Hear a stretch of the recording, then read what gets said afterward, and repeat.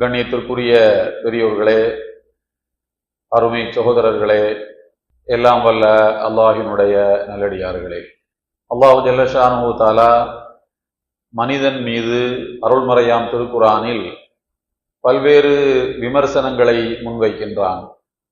இன்னல் இன்சான் அலி ரப்பிஹி லகனூத், நிச்சயமாக மனிதன் தன்னுடைய இறைவனுக்கு நன்றி செலுத்த மறந்த நன்றி கெட்டவனாக இருக்கிறான் என்றும், மனிதர்களிலே பெரும்பாலானவர்கள் நன்றி உள்ளவர்களாக இருப்பதில்லை என்றும், லலூமன் ஜஹூலா, மனிதன் அநியாயக்காரனாகவும் மூடனாகவும் இருக்கிறான் என்றும், மனிதன் மறதிக்காரன் என்றும், அவன் பலவீனமாகவே படைக்கப்பட்டிருக்கிறான், குலிகல் இன்சானு தஈஃபா என்றும், இப்படி பல்வேறு விமர்சனங்களை அருள்மறையாம் திருக்குரானில் அல்லாஹ் முன்வைக்கிறான்.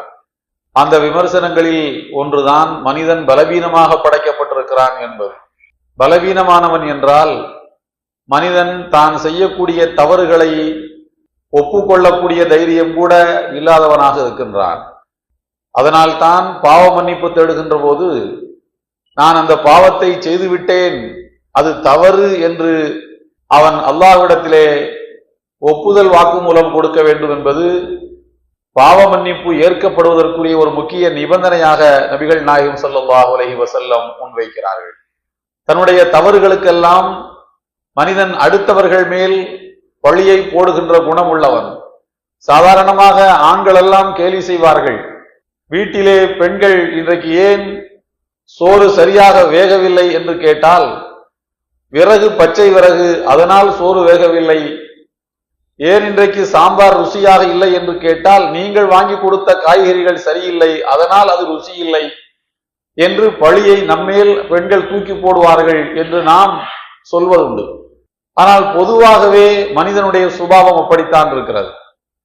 ஒரு மனிதன் தான் தவறு செய்கின்ற போது அல்லாஹ் எங்கேயே இருக்கிறான், 7 வானங்களுக்கு மேலே இருக்கிறான் என்று நினைத்து கொண்டிருக்கின்றான். அவன் பாவ மன்னிப்பு தேடுகின்ற போது அல்லாஹினுடைய பாவங்களை மன்னிப்பான். ஏனென்றால் அவன் என் பக்கத்திலே இருக்கின்றான், பிடரி நரம்பை விட சமீபத்திலே இருப்பதாக வல்லவா இறைவன் சொல்கிறான். எனவே என்னுடைய பாவங்கள் மன்னிக்கப்படும் என்று அவன் ஒரு கணக்கை சொல்லுகின்றான்.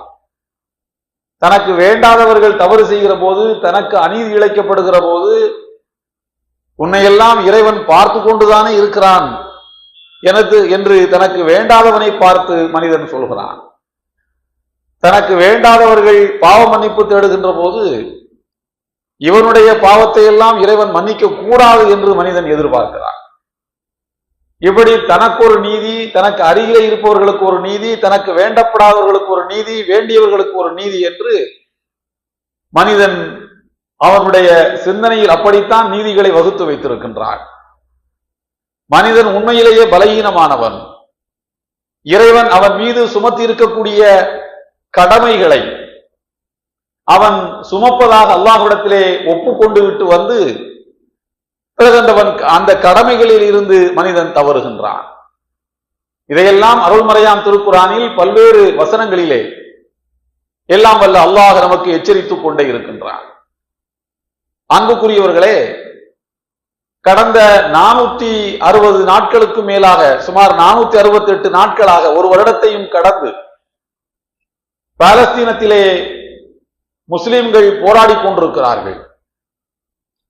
அல் அக்ஸா பள்ளிவாசலை அது முஸ்லிம்களின், உலக முஸ்லிம்களின் சொத்து என்பதை நிரூபிப்பதற்காக அங்கே நடக்கக்கூடிய ஆக்கிரமிப்புகளுக்கு எதிராக அல்லாஹ் அருள் வளம் மிக்க பூமி என்று அருள்மறையாம் திருக்குரானில் உறுதிப்படுத்தி இருக்கக்கூடிய அந்த பரக்கத்தான நிலத்தை அது உலக முஸ்லிம்களின் சொத்து என்று நிரூபிப்பதற்காக வேண்டி பல்லாயிரக்கணக்கான மக்கள் இந்த 470 நாட்களிலே ஷஹீதாக இருக்கிறார்கள்.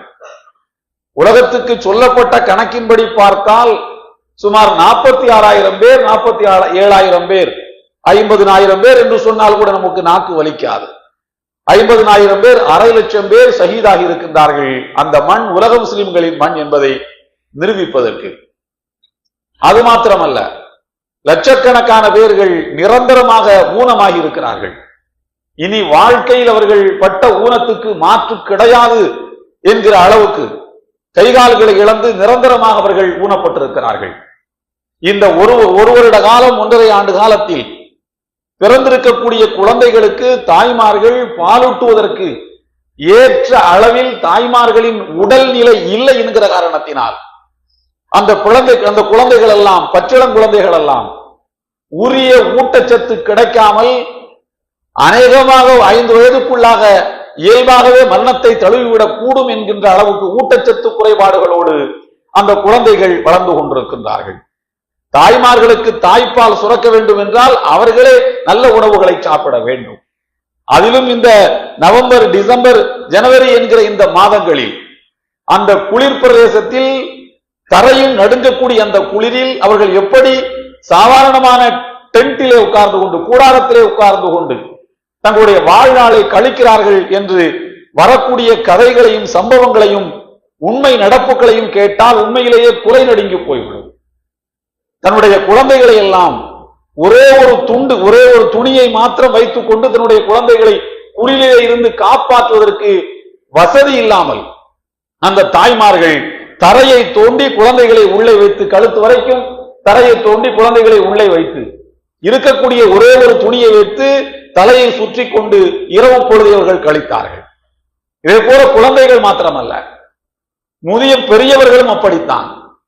அவர்களை தரையிலே குழிக்குள் புதைத்து வைத்துத்தான் அந்த குழியிலே இருந்தவர்களை காப்பாற்ற முடியும் என்கின்ற அளவுக்கு அவர்கள் இந்த மாதத்தில் இயற்கையாக அவர்கள் மீது பொழியக்கூடிய பனிப்பொழிவுகளை கூட அவர்கள் கழிக்க வேண்டிய நிலையிலே இருந்தார்கள். இப்படிப்பட்ட நிலையில் அவர்களுக்கு ஒரு நல்ல எதிர்காலம் அநேகமாக நாளை மறுநாள் அதிகாரப்பூர்வமான முறையிலே போர் நிறுத்தம், இடைக்கால போர் நிறுத்தம் அறிவிக்கப்படுவதற்கான வாய்ப்புகள் கனிந்திருப்பதை நீங்கள் எல்லாம் நன்றாக அறிவீர்கள். ஒரு முஸ்லிமினுடைய இயல்பு என்னவென்று சொன்னால், எந்த நிலையிலும் அவன் ஈமானுக்கு முரணில்லாத வார்த்தைகளைத்தான் அவன் சொல்ல வேண்டும். அதை பாலஸ்தீன மக்கள் தங்களுடைய வாழ்விலே நிரூபித்திருக்கின்றார்கள். குடும்பத்திலே உன்னுடைய கணவர் இறந்து விட்டார், சகோதரர் இறந்து விட்டார், பெற்றோர் இறந்து விட்டார்கள் என்று பெண்களிடத்திலே சொல்லும் போதும் சிறுவர்களிடத்திலே சொல்லுகின்ற போதும் அவர்கள் சொன்ன ஒரே ஒரு வார்த்தை லா ஹவ்ல வலா குவத்த இல்லா பில்லாஹ் என்பதுதான். அதையடுத்தவர்கள் அல்ஹம்துலில்லாஹ் என்றும் சொன்னார்கள். சில தாய்மார்கள் தங்களுடைய ஷஹீதான பிள்ளைகளை அல்லாஹ்விடத்திலே அனுப்பி வைக்கின்ற போது, உன்னுடைய தாய்மாமாவை பார்ப்பாய், இன்னும் சில நிமிடங்களிலே நீ அவர்களுக்கு என்னுடைய சலாத்தை சொல், உன்னுடைய சகோதரி என்னுடைய அம்மா சலாத்தை சொல்லிவிட்டார் என்று சொல் என்று சொல்லி வலியுறுத்தக்கூடிய காட்சிகளையும் நாம் காணொளிகளிலே பார்த்தோம். அப்படி இருந்தும் கூட அப்படிப்பட்ட நெருக்கடிக்கும் உயிரிழப்புகளுக்கும் சோதனைகளுக்கும் ஆளான நேரத்திலும் கூட ஈமானுக்கு முரணாக ஒரு வார்த்தையை கூட அங்கே உள்ளவர்கள் சொல்லவில்லை என்பது மாத்திரமல்ல, இந்த போர்க்காலங்களிலும் கூட அவர்கள் ஒரு நெறியுடன் கூடிய முஸ்லிம், இறைவனுக்கு அடிபணிந்து வாழுகிற ஒரு முஸ்லிம் எப்படி இருக்க வேண்டுமோ அப்படித்தான் அவர்கள் இருந்தார்கள். போர் கைதிகளிடத்திலும் அவர்கள் நீதியாக நடந்து கொண்டார்கள். யாருக்கும் அவர்கள் அநீதி இழைக்கவில்லை. அவர்கள் பிடித்து வைத்திருக்கக்கூடிய போர் கைதிகளுக்கு தங்களை விட, தாங்கள் சாப்பிடுகின்ற உணவை விட தரமான உணவை கொடுத்தார்கள் என்பதெல்லாம் நாம் அங்கிருந்து வரக்கூடிய அல் ஜசீரா போன்ற ஊடகங்களில் வரக்கூடிய செய்திகளிலே நாம் பார்த்திருக்கோம். அன்புக்குரியவர்களே, இப்போது கடந்த ஒரு வார காலமாக நான் சில அடிப்படையான விஷயங்களை உங்களுக்கு சொல்ல வேண்டும் என்று நினைக்கின்றேன். நான் அதற்குத்தான் சொன்னேன், ஒரு முஸ்லிம் எந்த நிலையிலும் அல்லாஹ்வுக்கு பிடிக்காத வார்த்தைகளை சொல்லக்கூடாது. கடந்த ஒரு வார காலமாக அல்லது ஒரு 4-5 நாட்களாக என்று வைத்துக் கொள்ளுங்கள், அமெரிக்காவிலே கலிபோர்னியா மாகாணத்தில் லாஸ் ஏஞ்சல்ஸ் இந்த மாதிரியான சில பகுதிகளில் தீ பரவி, அது ஒரு விபத்து என்று சொல்கிறார்கள், அல்லது சதி கோட்பாடுகளையே எப்போதும் பேசிக் கொண்டிருப்பவர்கள் அது சதியாக இருக்கலாம் என்று சொல்கிறார்கள். எப்படியோ தீ பரவிவிட்டது. காற்று வேறு வழக்கத்துக்கு மாறாக காற்று வீசி அடிப்பதால் நெருப்பு எங்கும் பரவி கொண்டிருக்கிறது. அணைப்பதற்கே சிரமப்படுவதாக எல்லாம் செய்திகள் சொல்கின்றன. பத்திரிகைகளிலே பார்த்தால் இத்தனை பில்லியன் டாலர் அல்லது இத்தனை மில்லியன் டாலர் அளவுக்கு இழப்பு அமெரிக்க அரசுக்கு ஏற்பட்டிருக்கிறது, தனியார் நிறுவனங்களுக்கு ஏற்பட்டிருக்கிறது. சொர்க்க பூமி என்று கருதக்கூடிய லாஸ் ஏஞ்சல்ஸ், அதேபோல வியாபாரத்தினுடைய கேந்திரம் என்று கருதப்படக்கூடிய நிலங்கள் எல்லாம் நெருப்புக்கு இலக்காகி இருக்கின்றன, நெருப்பால் சூறையாடப்பட்டிருக்கின்றன என்கிற தகவல்கள் எல்லாம் வந்து கொண்டிருக்கின்றன. இந்த சூழ்நிலையில் நாம் அதை எப்படி பார்ப்பது? நான் அதற்குத்தான் 2 விஷயங்களை உங்களுக்கு சொன்னேன். மனிதன் பலவீனமானவன். தான் செய்யக்கூடிய தவறுகளை அடுத்தவன் மேல் போட்டுவிட்டு தப்பிக்க பார்ப்பான். மனிதனுக்கு இயல்பாகவே ஒரு கடமை இருக்கிறது. குறிப்பாக முஸ்லிம்களுக்கு அல்லாஹ் ஒரு கடமையை வைத்திருக்கிறான். அது என்ன கடமை என்றால், அநீதிக்கு எதிராக போராடுகின்ற கடமை. அநீதி நடக்கிற போது அதை கரத்தை பிடித்து தடுத்து நிறுத்துகின்ற கடமை முஸ்லிம்களுக்கு உண்டு. இல்லை இல்லை, என்னால் தடுக்க முடியாது, நிலைமை கைமீறி போய்விட்டது என்று கருதினால் குறைந்தபட்சம் நீங்கள் வாயால் அதை சொல்லி தடுக்க வேண்டும். அநீதிக்கு எதிராக நீங்கள் குரல் கொடுக்க வேண்டும். அதுவும் இயலாத போது நீங்கள் மனதால் அதை வெறுக்க வேண்டும் என்று நபிகள் நாயகம் ஸல்லல்லாஹு அலைஹி வஸல்லம் அவர்கள் சொல்கிறார்கள். இறை தூதர் லூத் அலைஹிஸ்ஸலாம் அவர்கள் நாங்கள் இந்த 2-3 வாரத்துக்கு முன்னர் நான் உங்களுக்கு ஜும்மா உரையில் சொல்லி இருக்கிறேன். லூத் அலைஹிஸ்ஸலாம் அவர்களை சந்திப்பதற்கு மலக்குமார்கள் வருகிறார்கள். மலக்குமார்களுடைய அழகிய தோற்றத்தில் மனதை பறிகொடுத்து அந்த சமுதாயத்தை சார்ந்த ஓரின சேர்க்கையிலே நம்பிக்கை உள்ள அதை செயல்படுத்துகின்ற அந்த ஈரத்தனமான செயல்களை செய்யக்கூடிய அந்த கூட்டத்தினர் மலக்குமார்களையும் சுற்றி சுற்றி வட்டமடித்துக் கொண்டு வருகிறார்கள். லூத் நபிக்கு மனவேதனை தாங்க முடியவில்லை. அட பாவிகளா, மனிதர்களை கடந்து மலக்கென்று வித்தியாசம் தெரியாமல் இப்படி சுற்றி சுற்றி வருகிறீர்களே, எனக்கு மாத்திரம் புஜ வலிமை இருக்குமானால் உங்கள் எல்லோரையும் ஒரே தள்ளாக தள்ளி நான் இந்த மலக்குமார்களை நீங்கள் நெருங்க விடாமல் தடுத்து விடுவேன். என்ன செய்வது? எனக்கு ஒன்றும் அவ்வளவு பலம் இல்லையே. லவ் அன்னலிபிக்கும் குவா, எனக்கு அப்படி ஒன்றும் சக்தியை இறைவன் தரவில்லையே என்று சொல்லிவிட்டு அதற்கடுத்து சொல்கிறார்கள், அவ் ஆவி இலா ருக்னின் ஷதீத், வலிமை வாய்ந்த ஒரு சமுதாயம் எனக்கு துணை நிற்க வேண்டும். என்னுடைய சமுதாயத்திலிருந்து ஒரு 10-15 பேராது என் பேச்சை கேட்டு நான் நிலைநாட்ட விரும்புகிற கோட்பாட்டுக்கு தன்னுடைய உடலை, பொருளை, ஆவியை தருகின்ற ஒரு கூட்டம் எனக்கு இருக்க வேண்டும் என்று நான் விரும்புகின்றேன். ஆனால் அதுவும் எனக்கு இல்லை. அலைஸ மின்கும் ரஜுலுர் ரஷீத், உங்களிலே ஒருவன் கூட யோக்கியன் கிடையாதா என்று லூத் நபி கேட்டார்கள். திருக்குர்ஆனுடைய விரிவுரைகள் சொல்கின்றன, அந்த சமுதாயத்தில் ஒருவன் கூட இந்த செயலை செய்யாமல் இருக்கவில்லை, எல்லோரும் செய்தான். அப்படிப்பட்ட கீழ்த்தரமான அந்த சமுதாயம். நபிகள் நாயகம் ஸல்லல்லாஹு அலைஹி வஸல்லம் சொல்கிறார்கள், லூத் நபியினுடைய அந்த ஏக்கம் இருக்கிறதே, எனக்கு மாத்திரம் புஜபலம் இருக்குமானால் உங்களை எல்லாம் ஒரே கல்லாக தள்ளி விடுவேன். என்னுடைய வீட்டிலே தங்கியிருக்கக்கூடிய மலக்குமார்களை நான் பாதுகாப்பதற்கு. சரி, புஜ வலிமை இல்லாமல் விட்டாலும் பரவாயில்லை, எனக்கு ஆதரவாளர்களும் இல்லாமல் போய்விட்டார்களே என்றவர்கள் சொன்ன அந்த ஏக்கத்தை இறைவன் ஏற்றுக்கொண்டு அதற்கு பிறகு வந்த நபிமார்கள் எல்லோருக்குமே ஆதரவாளர்களை இறைவன் தந்து விட்டான். மூசா நபி, ஈசா நபி, எஹியா நபி, ஜக்கரியா, அதற்கு பிறகு வந்த இறை தூதர்கள் எல்லோருமே அவர்களுக்கு வலதும் இடதுமாக அவர்களுடைய கொள்கையை நிலைநாட்டுகின்ற, அவர்கள் சொல்லுகின்ற ஒழுக்கத்தின்படி வாழுகின்ற ஒரு கூட்டத்தை அந்த நபிமார்களுக்கு தந்து விட்டான். ஈசா நபிக்கு 12 பேர் அன்சாருல்லாஹ், அல்லாஹ்வின் உதவியாளர்கள். கூனு அன்சார் அல்லாஹ், அல்லாஹ்வின் உதவியாளர்களாக இருங்கள் என்று அல்லாஹ் சொல்கிறானே, அதே போல நபிகள் நாயகம் ஸல்லல்லாஹு அலைஹி வஸல்லம் லட்சத்தை தாண்டிய தோழர்கள். அவருடைய கண் பார்வையை புரிந்து கொண்டு, அர்த்தத்தை புரிந்து கொண்டு அதை செயல்படுத்துகின்ற தோழர்கள். எந்த நபிக்கும் ஆதரவாளர்களை தராமல் லூத் நபிக்கு பிறகு இறைவன் நபியை அனுப்பவில்லை. நபிகள் நாயகம் ஸல்லல்லாஹு அலைஹி வஸல்லம் அவர்கள் சொல்கின்றார். அப்படியானால் அதற்கு என்ன பொருள்? ஒரு சமுதாயத்தில் திருத்தூதராக அனுப்பப்பட்டிருக்கக்கூடிய நபியின் அவர்கள் கற்பிக்கக்கூடிய போதனையை செயல்படுத்துவதற்கு ஆதரவாளர்களை அல்லாஹ் கொடுக்கிறான். நம்முடைய நபி முஹம்மது ஸல்லல்லாஹு அலைஹி வஸல்லம் அவர்கள் உலகம் உள்ளளவும் அவர்கள் தான் திருத்தூதர், இறுதி நபி. நாமெல்லாம் அவர்களுக்கு யார்? அன்சாருல்லாஹ், அல்லாஹ்வின் உதவியாளர்கள். நாமெல்லாம் அவர்களுடைய படையினர். நாம் அவர்களுடைய கொள்கையை உலகத்திலே நிலைநாட்ட வேண்டியவர்கள். அந்த கொள்கைக்கு பாதகம் வருகின்ற போது நாம் அவர் அரண் போல் நின்று அந்த கொள்கையை காப்பாற்ற வேண்டிய கடமையை சுமந்தவர்கள். ஆனால் உலக முஸ்லிம்களின் 3 புனித தலங்களில் ஒன்றாக இருக்கக்கூடிய அல் மஸ்ஜித் அல் அக்ஸாவுக்கு ஆபத்து வருகின்ற போது உலக முஸ்லிம்களாகிய நாம் என்ன செய்து கொண்டிருந்தோம் என்பது கேள்வி. உலக முஸ்லிம்களாகிய நாம் என்ன செய்து கொண்டிருந்தோம் என்பதுதான் கேள்வி. பக்கத்தில் இருக்கக்கூடிய சவுதி அரேபியா என்ன செய்து கொண்டிருந்தது? நான் கூட பல நேரங்களில் நினைத்து பார்ப்பேன். ஈரான் நாட்டுக்கு பெயர் என்ன தெரியுமா? Iran passport பார்த்திருக்கிறீர்களா? ஈரான் நாட்டு ஈரானுக்கு பெயர் என்ன? Islamic republic of Iran. பாகிஸ்தானுக்கு பெயர் என்ன? Islamic republic of Pakistan. ஆப்கானிஸ்தானத்துக்கு பெயர் என்ன? Islamic emirate of Afghanistan. அது எமிரேட், அமீர், ஒரு தலைவருக்கு கீழ் இயங்குவது. இது ரிபப்ளிக், ஓட்டு போட்டு மக்களை, ஆட்சியாளர்களை தேர்ந்தெடு. ஈரான்ல ஓட்டு போட்டு தேர்ந்தெடுப்பார்கள், பாகிஸ்தான்ல வாக்களித்து தேர்ந்தெடுப்பார்கள். இங்க எமிரேட்ஸ், ஒரு சூரா கவுன்சில் தேர்ந்தெடுக்கிறது. சரி, பங்களாதேஷுக்கு அந்த பங்களாதேஷுடைய பெயர் என்ன?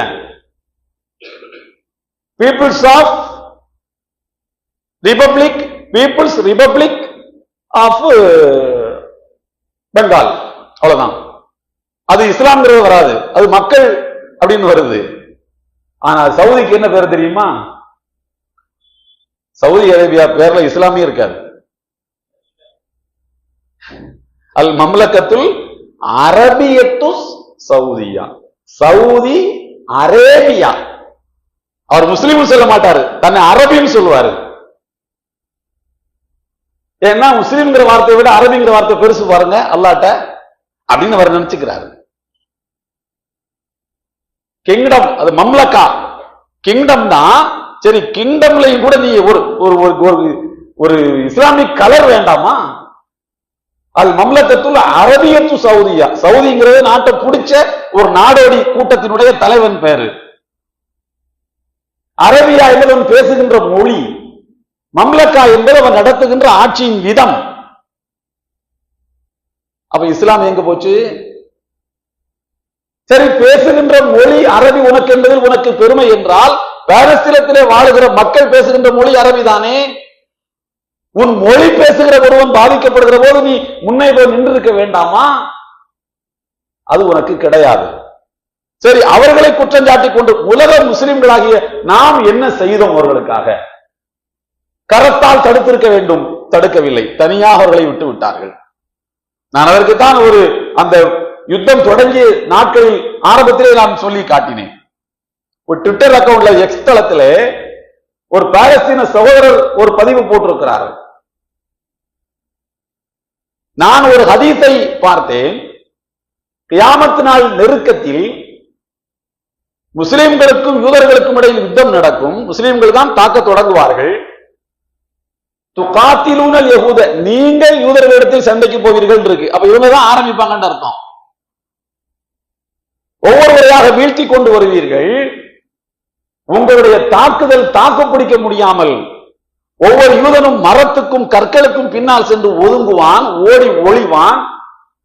அப்போது ஒரு மரமும் கல்லும் பேசும், முஸ்லிமுன் ஹாதா யஹூதியுன் வராயி, எனக்கு பின்னால் ஒரு யூதன் ஒளிந்திருக்கிறான், வந்து அவனை போட்டு தள்ளு என்ற கல்லும் மரமும் பேசும் என்றார்கள் நபிகள் நாயகம் ஸல்லல்லாஹு அலைஹி வஸல்லம் அவர்கள். இந்த ஹதீஸை எடுத்து போட்டுவிட்டு அந்த பாலஸ்தீன் சகோதரர் சொல்லுகின்றார், எதற்காக கல்லும் மரமும் எங்களுக்கு உதவி செய்ய வேண்டும்? எங்களை சுற்றிலும் முஸ்லிம் நாடுகள் தானே இருக்கின்றன, எங்களை சுற்றிலும் முஸ்லிம்கள் தானே ஆட்சியிலே இருக்கிறார்கள்.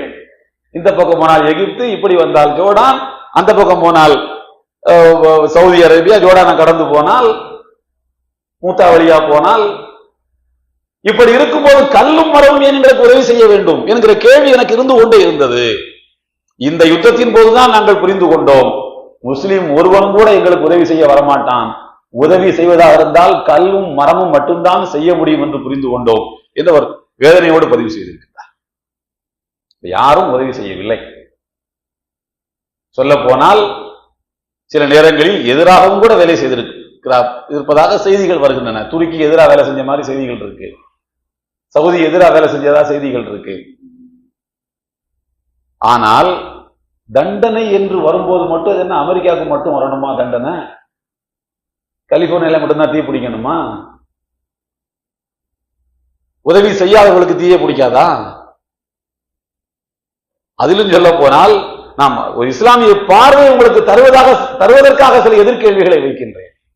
கலிபோர்னியாவில் அந்த மாகாணத்தில் பாலஸ்தீனத்துக்கு ஆதரவாக மக்கள் தெருவில் இறங்கி போராடி கடந்த ஆட்சிக்கு இந்த போரை நிறுத்த கோரி அழுத்தம் கொடுத்திருக்கிறார்கள்.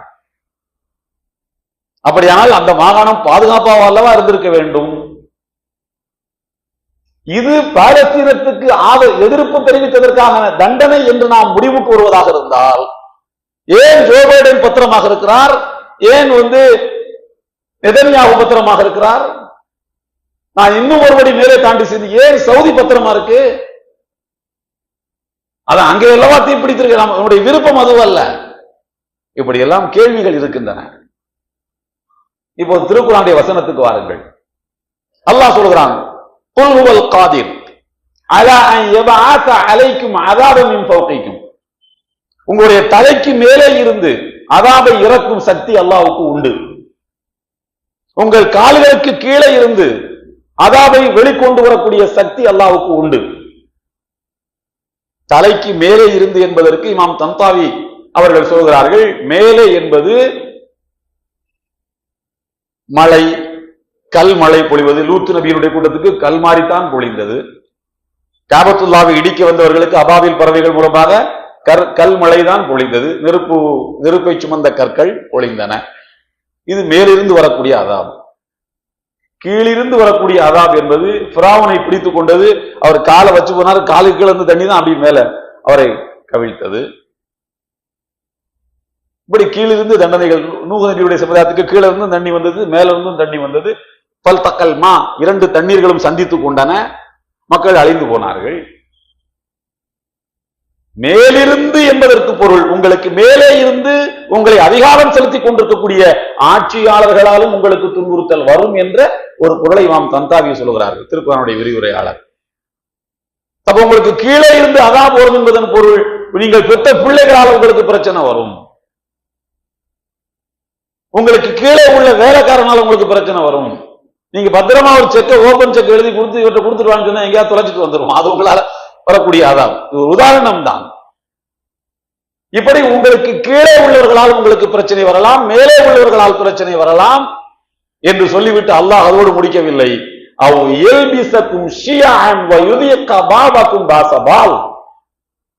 உங்களை பல கூறுகளாக பிரிப்பான். ஒருவரை ஒருவர் சண்டையிட்டு நீங்களே உங்களை மாய்த்துக் கொள்வீர்கள். அது ஒரு அதாபுன்னு சொல்றான். அந்த அதாப் முஸ்லிம் சமுதாயத்தில் இல்லவே இல்லையா? நமக்குள்ள நம்ம சண்டை போட்டுக்கிறதே இல்லையா? ஒருத்தன் காட்டி கொடுக்கிறதே இல்லையா? அப்ப அதாபு என்பது அதான் சொல்றேன். அதாபு என்பது நமக்கு வேண்டாதவனுக்கு வந்தா அது அதாபு, நமக்கு வேண்டியவனுக்கு வந்தா அல்லாஹ் ஒரு நன்மையை கொடுக்கிறதுக்காக சோதிக்கிறான். இது என்ன பாரு, வேண்டியவனுக்கு ஒண்ணு வேண்டாதவனுக்கு ஒண்ணா? உங்களுக்கு வேண்டியவன் வேண்டாதவன் என்று சிந்திப்பதா, அல்லது அல்லாஹ்வுக்கு வேண்டியவன் அல்லாஹ்வுக்கு வேண்டாதவன் என்று சிந்திப்பதா? நம்முடைய ஈமானுக்கு முரண்படுகின்ற வார்த்தைகள் எதையும் நாம் சொல்லக்கூடாது என்பதுதான் மெசேஜ், செய்தி. அதுதான் அமெரிக்காவில் பற்றிய நெருப்பு அல்லாஹ்வின் தண்டனையாக இருக்கலாம், ஆனால் அதை முடிவு செய்ய வேண்டியது அல்லாஹுதான், நாம் அல்ல. அதாபாக இல்லாமலும் போகலாம், அதை முடிவு செய்ய வேண்டியது நாம் அல்ல, தரக்கூடியவன் தான் முடிவு செய்ய வேண்டும். ஷேகல் மராதி என்கிற ஒரு மிகப்பெரிய புகழ்மிக்க பேரறிஞர் அவர் சொல்லுகிறார், சோதனைகளை நாம் இரண்டு விதமாக பார்க்க வேண்டும். முதலாவது, நாம் செய்யக்கூடிய தவறுகளின் விளைவாக பலனாக ஒரு சோதனை வரும். சென்னையிலே பெருவெள்ளம் வந்தது. எல்லோரும் என்ன சொன்னார்கள்? குளத்தை எல்லாம் அழித்து ரியல் எஸ்டேட் போட்டு வீட்டை கட்டினா குளத்தை தண்ணி போறதுக்கு வழி இல்லாட்டி வீட்டுக்குள்ள தானே வரும், அது அதன் பாதையில் தான் வருகிறது, நீ தான் அங்க போய் வீட்டை கட்டின. நாம் செய்த பிழைகளின் பலனாக வருவதும் ஒரு சோதனை. இரண்டாவது வகை சோதனை என்னவென்றால், நாம் செல்லுகின்ற பாதை சரிதானா என்று நமக்கு சீர்தூக்கி பார்ப்பதற்கு இறைவன் ஒரு வாய்ப்பை தருகின்றான். நீ போற ரூட்டு கரெக்ட் தானா, யோசனை பண்ணி பார்த்துக்கோ என்று அல்லாஹ் விழித்துக் கொள்வதற்கு ஒரு வாய்ப்பை தருகின்றான். இது விழித்துக் கொள்வதற்காக வேண்டி கொடுக்கப்பட்ட வாய்ப்பா, அல்லது மனித பிழைகளால் ஏற்பட்ட பலனா, அல்லது இறைவனின் சாபமா, பாலஸ்தீன் மக்களின் சாபமா, அல்லது இறைவனின் தண்டனையா? முடிவு செய்ய வேண்டியது ரப்புல் ஆலமீன் அல்லாஹுதான். அப்ப நாம என்ன செய்யறது? நமக்கு ஒரு கருத்தை இருக்கக்கூடாதா? கருத்து இருக்கலாம், ஆனால் அந்த கருத்துக்கு என்ன ஸ்கேல்?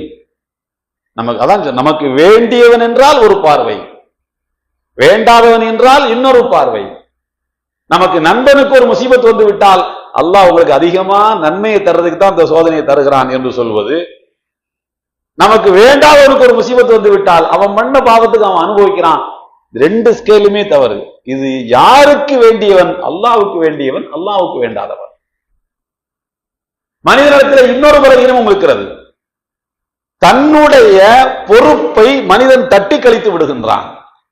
அநீதிக்கு எதிராக பேச வேண்டும் என்கிற பொறுப்பு, அநீதிக்கு எதிராக உழைக்க வேண்டும் என்கின்ற பொறுப்பு, அநீதியை வெறுத்து ஒதுக்க வேண்டும் என்கிற பொறுப்பு, இந்த பொறுப்புகளை எல்லாம் மனிதன் தூக்கி எறிந்துவிட்டு வேலையை யாருக்கு கொடுக்கிறான் என்றால் அல்லாஹ்வுக்கு இவர் அஜெண்டா கொடுக்கிறார். அல்லாஹ் என்ன செய்ய வேண்டும் தெரியுமா?